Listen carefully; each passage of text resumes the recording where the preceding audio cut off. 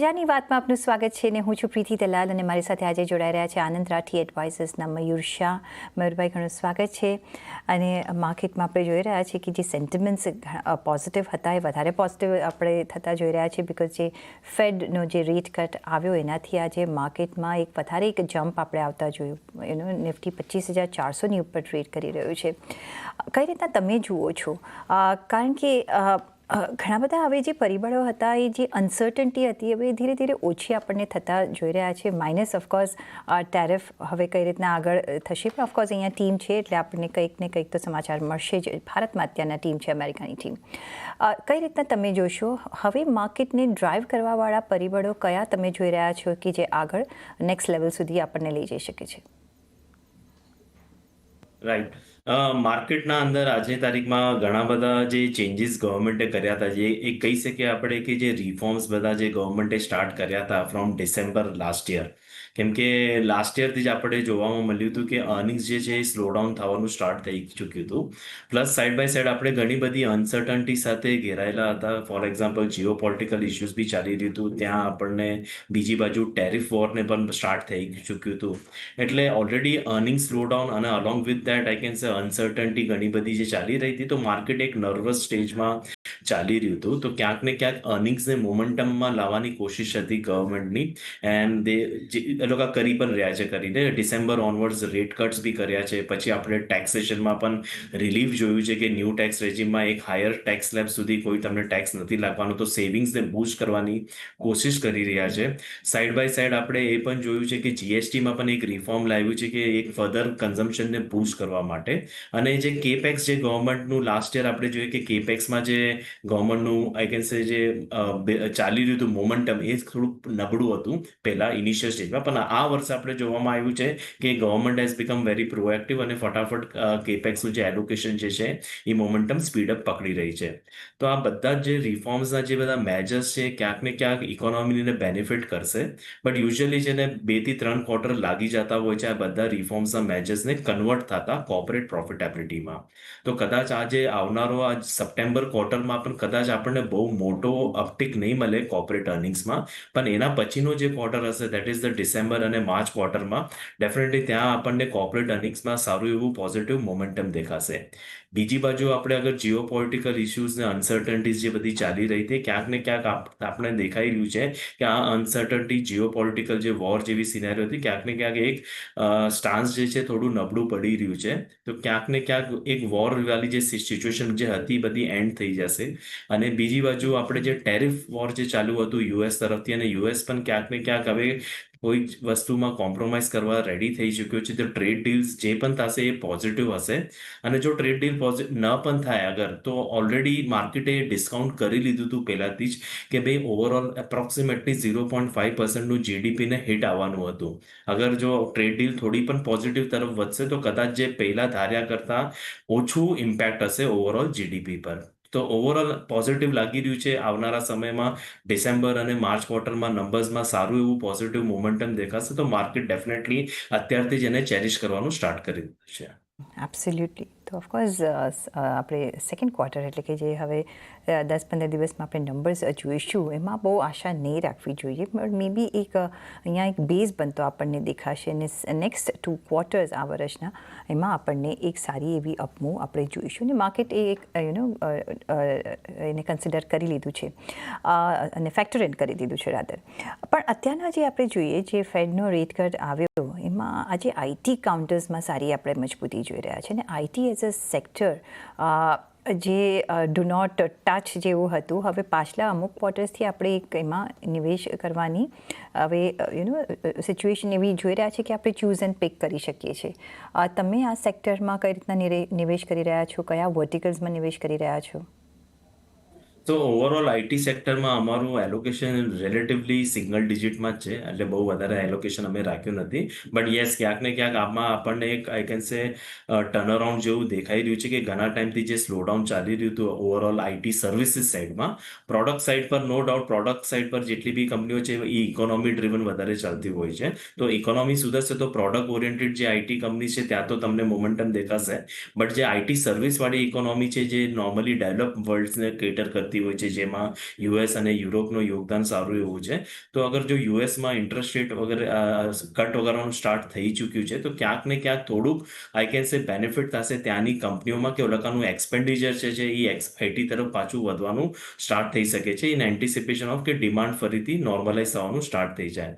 તો ક્યાંક ને ક્યાંક બેનિફિટ જે છે આઈટી સર્વિસીસને મળશે. તો એક બાજુ ડેફિનેટલી ગ્રોથવાળો જે એસ્પેક્ટ છે એ ફરીથી મોમેન્ટમમાં આવશે. બીજી બાજુ જે કોન્સ્ટન્ટલી ચેલેન્જ ચાલી રહ્યું છે બીકોઝ ઓફ ધ એઆઈ, કે અગર ઘણા બધા આઈટી સર્વિસીસ સેક્ટરમાં એઆઈએ વધારે પડતી અપર હેન્ડ લઈ લીધો છે, તો ક્યાંક ને ક્યાંક એક બાજુ થોડું ડેમેજ એઆઈના તરફથી થઈ રહ્યું છે, પણ એને ન્યુટ્રલાઇઝ કરવા માટે જો ઓવરઓલ અગર ડિમાન્ડ ફરીથી પિકઅપ થશે, તો ક્યાંક ને ક્યાંક ગ્રોથ જે સ્લગિશ થઈ ગયું હતું આઈટી સર્વિસીસ માટે, જે સિંગલ ડિજિટ પર આવી ગયા હતા, ત્યાં થોડુંક તમને હાયર સિંગલ ડિજિટ કે એના તરફ જઈ શકે છે. અને જ્યારે તમે ઓફકોર્સ તમે અત્યારના તો તમે કહ્યું કે સિંગલ ડિજિટમાં છે, પણ તમે જો તમારું એક્સપોઝર વધારશો તો તમે કયા એરિયાઝમાં વધારે કોન્સન્ટ્રેટ કરી રહ્યા છો? શું તમે બિગ કંપનીઝ તરફ જ નજર રાખશો, કે કારણ કે બ્રોડર માર્કેટ્સમાં બી ઘણી બધી અત્યારના અવેલેબિલિટી છે કે તમને સારા વેલ્યુએશન પર અહીંયા રોકાણ કરી શકો? કંઈ એવું તમે આઈડેન્ટિફાઈ કર્યું છે? કરન્ટલી અમે મિડ કેપ આઈટી પર વધારે ફોકસ કરી રહ્યા છે, કે અમારી જે સ્ટ્રેટેજીસ પણ હોય છે એ મલ્ટી કેપ અને મિડ કેપ તરફ વધારે હોય છે. તો ક્યાંક ને ક્યાંક અમારે જે રેટ ઓફ રિટર્ન્સ જે અમે એક્સપેક્ટ કરતા હોય છે, જે ક્લાયન્ટો માટે પણ અમારું એક ઓબ્જેક્ટિવ લઈને ચાહતા હોય, તો મિડ કેપ આઈટી પર જ અમારું વધારે પડતી ફોકસ હોય છે compare to the large cap IT. હા, ફર્ધર ઓન જે થીમ અત્યારના આપણને જે જોવા મળશે અને જે ચાલી આવ્યો છે, જે કન્ઝ્યુમર ગુડ્સ, કન્ઝમ્પશન, ડિસ્ક્રિશનરી, અને મોર સો ઓવર બિકોઝ હવે 22મી સપ્ટેમ્બરથી આપણે જીએસટીનો જે રેટ કટ આવ્યો છે એમાં ફેરબદલ જોઈશું. આઈ થિંક પેપર્સમાં તો આપણે ઓલરેડી જોવા માંડ્યા છે કે કઈ રીતના આજે જ ટાઈમ્સ ઓફ ઇન્ડિયામાં હતું કે કઈ રીતના લોરિયલ બીજા બધા પ્રોડક્ટ્સમાં કઈ રીતના ઘટાડો થશે. સો હેવિંગ સેડ દેટ, અહીંયા એક કન્ઝમ્પશન વધશે, રાઈટ? કઈ રીતના તમે નિવેશ કરશો? બિકોઝ ઘણા બધા સેક્ટર્સમાં હવે આનો સારો એવો આપણે ફરક જોઈશું, અને એ જ એમથી કે કન્ઝમ્પશન વધે તો આપણી ગ્રોથ સાયકલ આગળ ચાલે, ડિમાન્ડ વધે. તમે ક્યાં નિવેશ કરી રહ્યા છો એમાં, કે કરશો? ડેફિનેટલી આપણે કન્ઝમ્પશનમાં બૂસ્ટ તો મળવાનો જ છે, પણ આમાં કન્ઝ્યુમર બિહેવિયરને અન્ડરસ્ટેન્ડ કરવું બહુ ઇમ્પોર્ટન્ટ છે.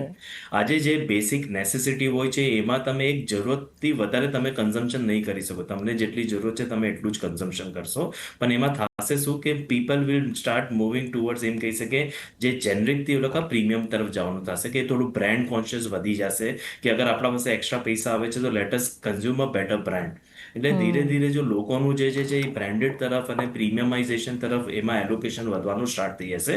બિકોઝ ઓલકા કન્ઝમ્પશન નહીં વધારી શકે, બટ યસ જે એક્સ્ટ્રા પૈસા હાથમાં આવી ગયા છે they will move towards that direction. તો ડેફિનેટલી આજે તારીખમાં જેટલા બી આપણે જે ઓર્ગેનાઇઝ પ્લેયર્સ જે છે માર્કેટના અંદર છે, એમાં તો ડેફિનેટલી તમને એનો બૂસ્ટ દેખાવશે જ કરીને બીકોઝ ઓફ ધીસ કન્ઝમ્પશન.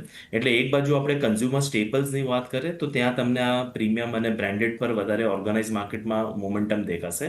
બીજી બાજુ અગર આપણે કન્ઝ્યુમર ડિસ્ક્રિશનરીની વાત કરીએ તો ત્યાં પણ તમને કન્ઝ્યુમર ડ્યુરેબલ જે સેગમેન્ટ છે ત્યાં તમને મોમેન્ટમ પિકઅપ થતો દેખાશે. Side by side hotel, travel, tourism, healthcare પર બી તમારી સ્પેન્ડિંગ જે છે ક્યાંક ને ક્યાંક વધવાનું સ્ટાર્ટ થઈ શકે છે.